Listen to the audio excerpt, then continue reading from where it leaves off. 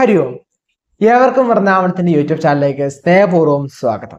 ഞാൻ AS ദേവനന്ദു. ഇന്ന് നമ്മളോട് ചർച്ച ചെയ്യാൻ പോകുന്നത് ജനുവരി മാസഫലമാണ്. 2025 ജനുവരി മാസം മേടം മുതൽ മീനം വരെയുള്ള ഓരോ രാശിക്കാരും എന്തൊക്കെ കാര്യങ്ങളാണ് ശ്രദ്ധിക്കുക, എന്തൊക്കെ കാര്യങ്ങളാണ് അനുഷ്ഠിക്കേണ്ടത് എന്നുള്ള രീതിയിലൊക്കെയാണ് നമ്മൾ ഈ ഒരു വീഡിയോ പ്രിപ്പയർ ചെയ്തേക്കണേ.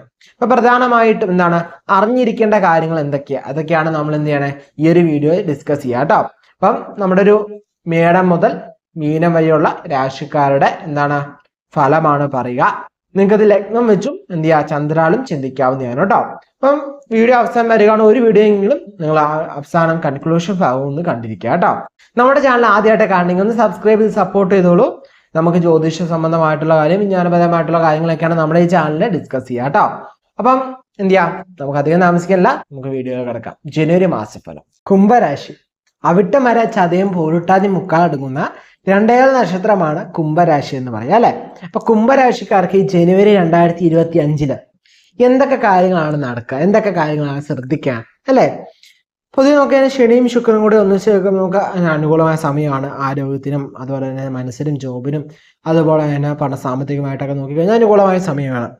ബുധനാണെങ്കിൽ 11, രാഹു 2, വ്യാഴം 4, കുജനാണെങ്കിൽ 6 നിൽക്കുന്ന സമയമാണ്. തൊഴിൽ സംബന്ധമൊക്കെ നോക്കുകയാണെങ്കിൽ വലിയ പ്രശ്നങ്ങളൊന്നുമില്ല.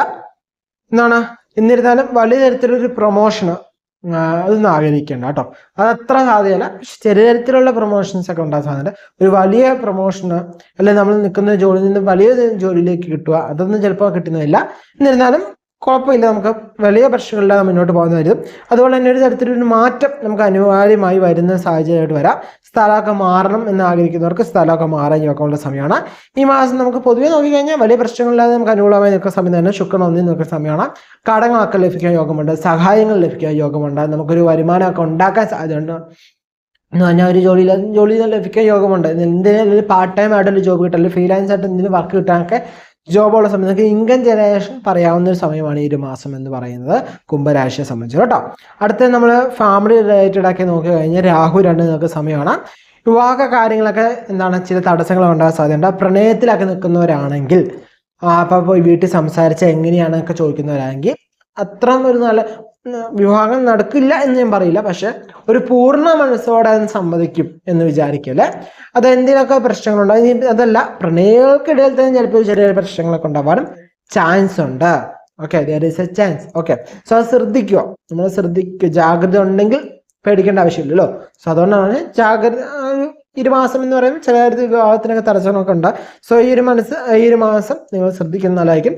ജീവിത പങ്കാളികൾ തമ്മിലായാലും ചെറിയ അഭിപ്രായ വ്യത്യാസങ്ങൾ, ചില കാര്യങ്ങൾ മനസ്സിലാക്കുന്ന ഈ മാസമായിരിക്കും. തൻ്റെ പങ്കാളിയെക്കുറിച്ച് ചില കാര്യങ്ങൾ അറിയാൻ സാധിക്കും.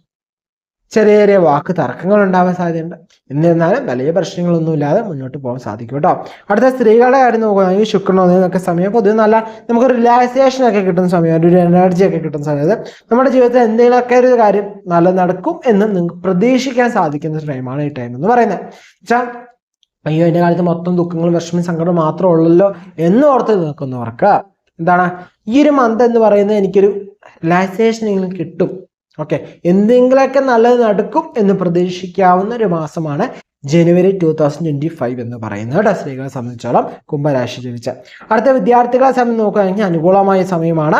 ആഗ്രഹിച്ച കാര്യങ്ങളൊക്കെ നേടാൻ യോഗമുള്ള സമയമാണ്. ആഗ്രഹിച്ച ഒരു സ്കൂള്, അല്ലെങ്കിൽ ആഗ്രഹിച്ച ഒരു കോഴ്സ്, അല്ലെങ്കിൽ ആഗ്രഹിച്ച രീതിയിൽ തലയൊരു മാർക്ക്, അല്ലെങ്കിൽ ആഗ്രഹിച്ച രീതിയിൽ ആ ഒരു ക്ലാസ്സസ് ഒക്കെ കിട്ടുക.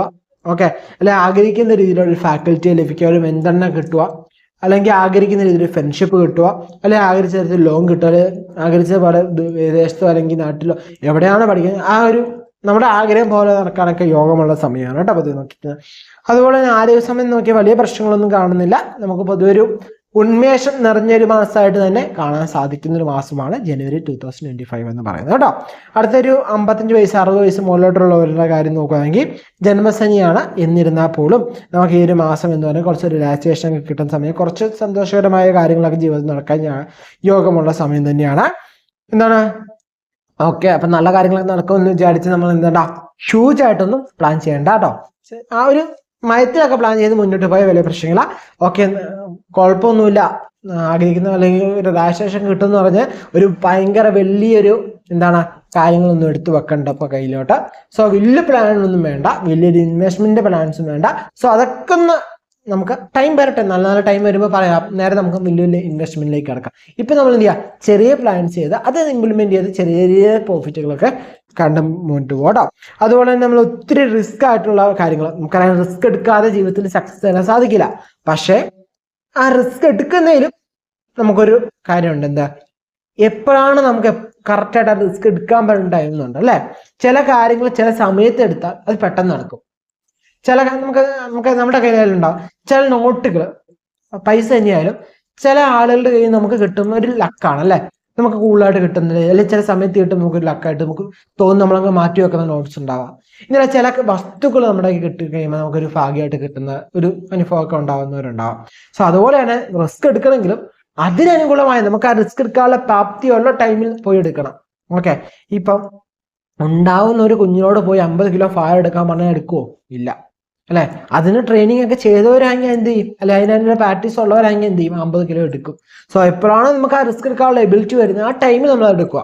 ഓക്കെ, അല്ലാത്ത ടൈമിൽ പോയി നമ്മൾ എന്ത് ചെയ്യണ്ട, ആ റിസ്ക് എടുക്കാനൊന്നും നിൽക്കണ്ട. സോ ഇപ്പൊ നമ്മൾ റിസ്ക് എടുക്കണ്ട വെച്ചിട്ട് ചെറിയ തരത്തൊക്കെ എടുത്തു, വലിയ റിസ്ക് എടുക്കണ്ട, വലിയ പ്ലാൻസിലേക്ക് പോകണ്ട, വലിയ ഇൻവെസ്റ്റ്മെന്റിലേക്ക് പോകണ്ട എന്നാ പറഞ്ഞിട്ടുള്ളൂ, ഒന്നും ചെയ്യണ്ട എന്ന് പറഞ്ഞിട്ടില്ല. സോ അത് ശ്രദ്ധിച്ചത് മനസ്സിലാക്കി അതിന്റെ രീതിയിൽ നിങ്ങൾ നോക്കി കണ്ട് മുമ്പോട്ട് പ്ലാൻ ചെയ്ത് പോയി കഴിഞ്ഞാൽ വലിയ പ്രശ്നങ്ങളില്ലാതെ മുന്നോട്ട് പോകാൻ പറ്റും. അതുപോലെ യാത്രകളൊക്കെ പോകണമെന്ന് ആഗ്രഹിക്കുന്നവർക്കൊക്കെ അനുകൂലമായ സമയമാണ്. കൂടുതലും ക്ഷേത്ര ദർശിക്കാനൊക്കെ ആഗ്രഹിക്കുന്നവർക്കൊക്കെ ബെറ്റർ ടൈമാണ്. സോ ക്ഷേത്ര ദർശനമൊക്കെ നടത്താൻ അനുകൂലമായ സമയമാണ് കേട്ടോ. സോ ഞാൻ പറഞ്ഞ ഇൻവെസ്റ്റ്മെന്റ് സൈഡിൽ സീനിയേഴ്സ് ഒന്ന് ശ്രദ്ധിക്കുന്നത് ഉത്തമമായിരിക്കും കേട്ടോ. പൊതുവെ ഇത്ര കാര്യങ്ങളൊക്കെയാണ് സോർട്ട് ഔട്ട് ചെയ്യാനുള്ള. സോ ഈ കാര്യങ്ങളൊക്കെ ശ്രദ്ധിച്ചു കഴിഞ്ഞാൽ നിങ്ങൾക്ക് ഈ ഒരു മാസം എന്ന് പറയുന്നത് പെർഫെക്റ്റ് ആയിരിക്കും കേട്ടോ. സോ ശ്രദ്ധിച്ച് മുന്നോട്ട് പോവുക. ഇത്രയൊക്കെയാണ് രാശിഫലങ്ങൾ എന്ന് പറയാം. അപ്പം നമ്മൾ എല്ലാ വീഡിയോയിലും പറയുന്നൊരു കാര്യം തന്നെയാണ്, നമ്മുടെ ഈ ഒരു ഫലം നോക്കുന്ന അതിന് മുമ്പായിട്ട് നമ്മുടെ പേര് നക്ഷത്രം താര കമൻറ്റ് ഇടുകയാണെങ്കിൽ നമ്മുടെ ക്ഷേത്രത്തിൽ നടക്കുന്ന പൂജയിൽ നിങ്ങളുടെ പേരും നക്ഷത്രവും ഉൾപ്പെടുത്തുന്നതായിരിക്കും കേട്ടോ. അപ്പം പേരും നക്ഷത്രവും കൃത്യമായിട്ട് കമൻറ്റ് ഇടുക, നമുക്ക് വായിക്കാവുന്ന രീതിയിൽ കമൻറ്റ് ചെയ്യുക കേട്ടോ. അതുപോലെ തന്നെ നമ്മുടെ പവർ സ്ക്രബിൻ്റെ കാര്യം പറഞ്ഞു, അതെന്താണ് ഡീറ്റെയിൽ ആയിട്ട് ഞാൻ വീഡിയോയിൽ പറയാം. അതിന് മുമ്പായിട്ട് നമ്മൾ ഈ ജാതകം നോക്കുമ്പോൾ, അതായത് പ്രിഡിക്ഷൻസ് ഒക്കെ കാണുമ്പോൾ നമ്മൾ എന്ത് ചെയ്യുക, ചന്ദ്രാൾ മാത്രം നോക്കാതെ ലഗ്നം കൂടി എടുത്ത് നോക്കുക. നമുക്കറിയാം ലഗ്നം എന്ന് പറയുന്നത് നമ്മുടെ വിധിയാണ് അല്ലേ. ചന്ദ്രനെ വെച്ച് മനസ്സിൻ്റെ കാര്യത്തിൽ അല്ലെങ്കിൽ മനസ്സ് റിലേറ്റഡ് ആയിട്ടുള്ള കാര്യങ്ങൾ നമുക്കൊരു ഉള്ളിൽ നിന്ന് ഒരു അതിനെ കഴിഞ്ഞ് കൂടുതൽ നമ്മൾ ലഗ്നം കൂടി നോക്കി കേന്ദ്രീകരിച്ച് നമ്മളുടെ ഒരു പ്രിഡിക്ഷൻ നോക്കുമ്പോഴാണ് കുറച്ചുകൂടി അക്യുറസി ആവുക. പിന്നെ ഈ പ്രിഡിക്ഷൻസിന് മാറ്റം വരുന്ന എപ്പോഴൊക്കെയാണ്, നമ്മുടെ ഗ്രഹങ്ങൾ മറ്റു ഗ്രഹങ്ങളുടെ സ്ഥിതി നമ്മുടെ ഗ്രഹനില നോക്കി നമുക്ക് അടിസ്ഥാനപ്പെടുത്തിയാണ് ശരിക്കും നമുക്കൊരു മാസത്തിൽ എന്തൊക്കെ കാര്യങ്ങളാണ് അനുഭവിച്ച് വരിക എന്ന് നമുക്ക് പറയാൻ സാധിക്കുകയുള്ളൂ.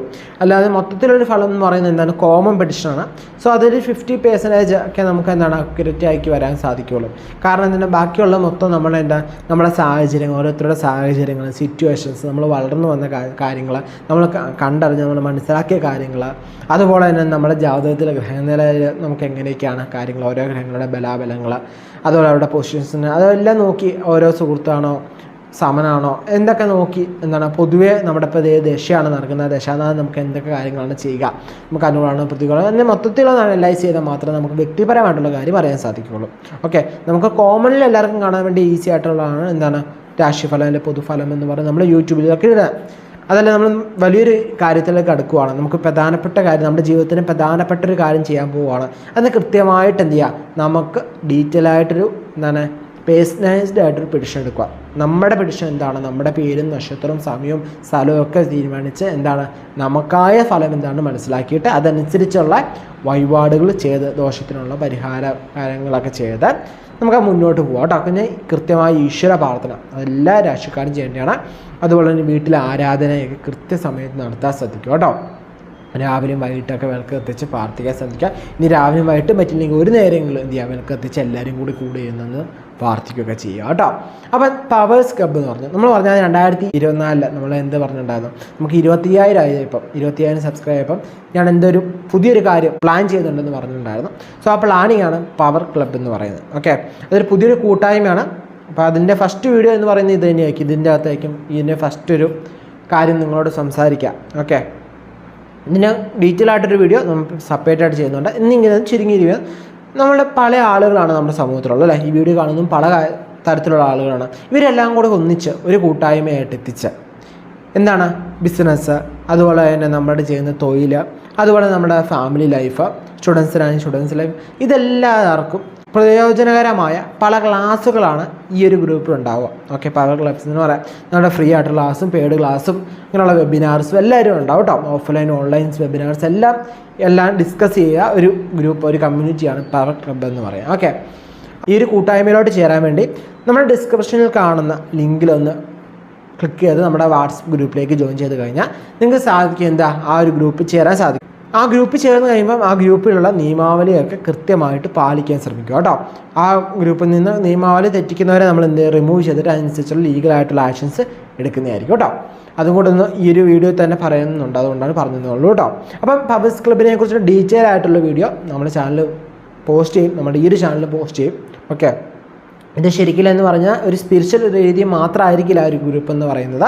ഓക്കെ, നമ്മുടെ ബിസിനസ് സംബന്ധമായിട്ടും നമുക്ക് എങ്ങനെ പ്രോഫിറ്റ് ഇരട്ടിക്കുക, നമുക്ക് എങ്ങനെ ഡബിൾ ചെയ്യാം നമ്മുടെ പ്രോഫിറ്റ്, നമുക്ക് സെയിൽസ് എങ്ങനെ ഡെവലപ്പ് ചെയ്ത് കൊണ്ടുവരാം, നമ്മുടെ മാർക്കറ്റിംഗ് എന്തൊക്കെ കാര്യങ്ങൾ ശ്രദ്ധിക്കണം എന്നുള്ള കാര്യങ്ങളും, അതുപോലെ തന്നെ നമ്മുടെ ഫാമിലി ലൈഫ് എങ്ങനെ കൊണ്ടുപോകാം, ആ ഫാമിലിയിൽ ഉണ്ടാകുന്ന ഓരോ പ്രശ്നങ്ങൾക്ക് എന്തൊക്കെ പരിഹാരങ്ങൾ ചെയ്യാം എന്നുള്ള കാര്യങ്ങളും എന്നുവെച്ചാൽ നമുക്കൊരു മനുഷ്യനെ സംബന്ധിച്ച് വേണ്ട ആവശ്യമായ കാര്യങ്ങൾ കൃത്യമായൊരു ഗൈഡൻസ് ഓക്കെ നൽകുവാൻ ഉള്ളൊരു ഗ്രൂപ്പായിട്ടാണ് പവേഴ്സ് ക്ലബ്ബ് എന്നൊരു കൂട്ടായ്മ ഉപയോഗിച്ചേക്കുന്നത്. അപ്പം എന്താണ്, ഇപ്പം നമുക്ക് എന്ത് ചെയ്യാം, അവിടെ കാണാം, പവേഴ്സ് ക്ലബ്ബിൽ കാണാം. ജോയിൻ ചെയ്യാൻ താല്പര്യമുള്ളവരെല്ലാം താഴെ വാട്സപ്പ് ഗ്രൂപ്പിൽ ജോയിൻ ചെയ്തോളൂ കേട്ടോ.